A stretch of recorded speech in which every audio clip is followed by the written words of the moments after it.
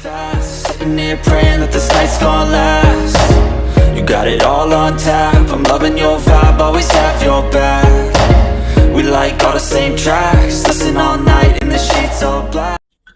Halo semua, salam sejahtera Malaysia. Selamat datang ke channel Fels Lifestyle. Info padu, info hangat disediakan di dalam channel ini. Satu lagi isu hangat hari ini, saudara-saudara, yang pasti mengejutkan kepimpinan politik di Malaysia, tidak kira daripada pembangkang maupun kerajaan. Selepas satu lagi isu dibangkitkan di mana nama UMNO dan PAS yang dikatakan akan bekerja sama. Ini menjadi persoalan. Adakah UMNO dan PAS bekerja sama ini di dalam bentuk politik ataupun di dalam bentuk kepartian? Adakah UMNO akan mengadakan sekutu baharu dengan PAS? Sedangkan kita tahu UMNO di dalam parti gabungan bersama Kerajaan Perpaduan, dan dalam pada masa yang sama PAS pula bersama dengan pembangkang yaitu Perikatan Nasional. Satu artikel daripada FMT, Hashim yakin ada perbincangan PAS UMNO hidupkan Muafakat Nasional. Mursyidul Am PAS Hashim Jasin berkata, meskipun belum ada pertemuan rasmi, namun perbincangan secara tidak langsung ada di semua peringkat kepimpinan. Seorang pemimpin PAS yakin telah ada perbincangan secara tidak langsung di antara pimpinan parti itu dengan UMNO bagi menghidupkan semula Muafakat Nasional. Mursyidul Am Hashim Jasin berkata, ramai masih percayakan pintu Muafakat Nasional belum tertutup dan mahu meneruskan kerjasama digagaskan ketika keduanya dalam blok pembangkang sebagai penyatuan ummah pasca PRU 14 dimenangi PH. Pertemuan rasmi mungkin belum ada, tetapi secara tidak langsung saya yakin usaha itu ada di semua peringkat kepimpinan. Mereka masih percaya pintu kerjasama Muafakat Nasional masih belum tertutup. Rentetan pelbagai isu menyentuh sensitiviti orang Melayu Islam sejak kebelakangan. Saya sudah nampak wujud kesedaran dalam kalangan pemimpin UMNO, katanya menurut Sinar Harian.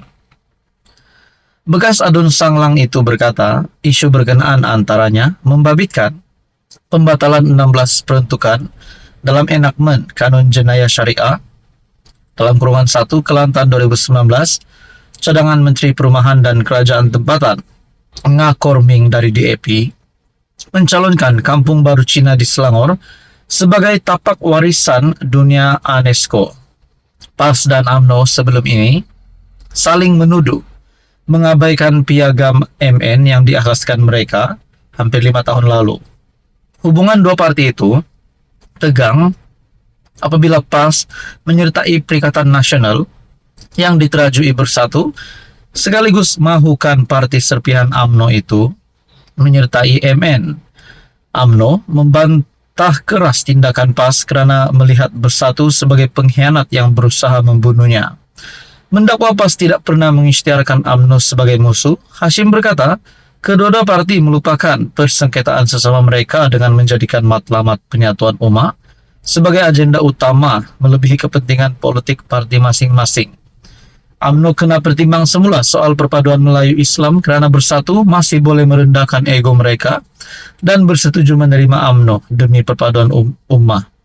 PAS pula tidak boleh menerima DAP kerana kita tahu parti itu tidak pernah merestui agenda perpaduan ummah yang cuba direalisasikan MN. Katanya yang turut mendakwa hubungan UMNO dan DAP sukar dipertahankan. Nah, saudara-saudara, adakah berkaitan dengan isu pembawaan sentimen MN ini? Di mana seperti yang dinyatakan oleh Mursyidul Am yaitu Hashim Jasin yang berkata, meskipun belum ada pertemuan rasmi namun perbincangan secara tidak langsung ada di semua peringkat kepimpinan. Adakah UMNO dengan ini akan bekerja sama bersama dengan PAS sekali lagi? Ataupun mungkin sekaligus ini akan membawa kepada sentimen UMNO keluar daripada kerajaan? Ataupun mungkin ini menjadi satu persoalan. Apa komen Anda berkaitan dengan isu ini? Sekian saja, teruskan bersama di dalam channel ini. Hai, hello, salam sejahtera Malaysia. Selamat datang ke channel Fels Lifestyle. Info padu, info hangat disediakan di dalam channel ini. Tuan-tuan dan puan yang amat dihormati, selepas selesai isu pengampunan Najib? Mungkin belum selesai sebab masih ada yang tak puas hati berkaitan dengan isu pengurangan hukuman dan denda yang dihadapi Najib Razak bekas Perdana Menteri. Nah, saudara-saudara, kita bercakap berkaitan dengan 1MDB. Terkini, mesti ada yang tertanya-tanya, di mana Joe Low sekarang? Ataupun Low Taek Joe. Di mana beliau berada sekarang? Adakah beliau hilang, larikan diri, ataupun ada yang pernah mempersoalkan, adakah Low Taek Joe sudah meninggal? Nah, itu semua menjadi persoalannya, saudara-saudara. Satu perkongsian terkini daripada Syahbudin Husin. Nak kata apa lagi? Joe Low adalah proksi Najib, kata saksi 1MDB. Nah, saksi 1MDB sudah bersuara. Dan kalau ada yang bertanya, berita berkaitan Low Taek Joe, nah di sini kita boleh mendengar ulasan daripada Syahbudin Husin. Tindakan-tindakan Low Taek Joe ataupun Joe Low dalam 1MDB membuatkan dia dilihat seperti proksi bekas Perdana Menteri Najib Razak. Menurut bekas penasihat undang-undang syarikat itu, Jasmine Lu Aiswan.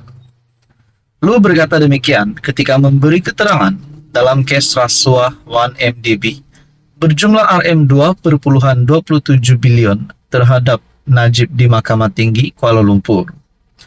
Lu yang dahulunya individu yang dekat dengan Joe Low memberi keterangan berhubung penglibatan ahli perniagaan itu dalam keputusan keuangan 1MDB.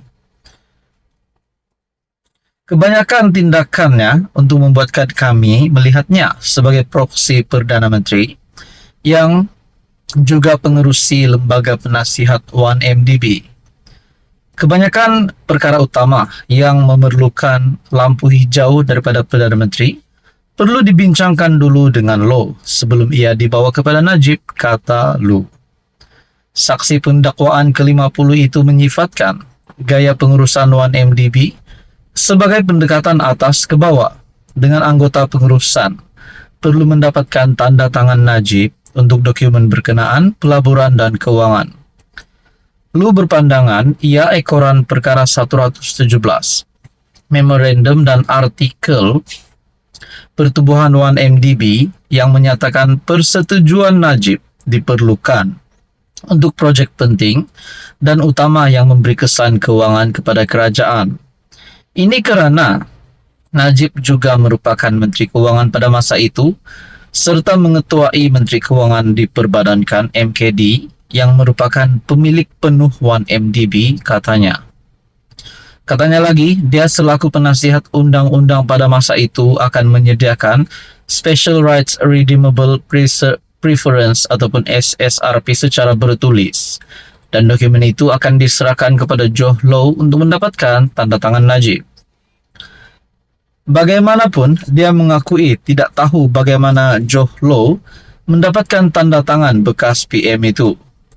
Lu juga memberitahu yang bekas CEO 1MDB Syahrul Azral Ibrahim Halmi menawarkannya untuk menyertai 1MDB sebagai penasihat undang-undang pada Mei 2011, meninggalkan kerjaannya di UBG Group yang bergaji Rm45.000 sebulan.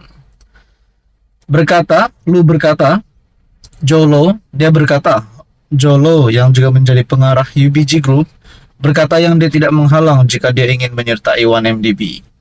Lu bekerja dengan UBG Group sejak 1 Januari 2009 hingga April 2011. Menurut keterangannya, dia pernah bekerja sebagai sekutu di firma Guaman Zain & Co pada 2004 hingga 2008 sebelum dibawa Joe Low untuk menyertai UBG Group. Perbicaraan di depan Hakim Colin Lawrence Sequeira bersambung esok. Najib kini dibicarakan atas 4 pertuduhan salah guna kuasa dan 21 pertuduhan pengubahan uang haram melibatkan Rm2,27 bilion dana 1MDB. Sumber daripada Malaysia Kini dan dikongsikan oleh Syahbudin Husin pada 14 Februari. Apa komen Anda berkaitan dengan isu ini? Sekian saja, teruskan bersama di dalam channel ini untuk info yang seterusnya. Jangan lupa tekan butang like, share, dan juga subscribe.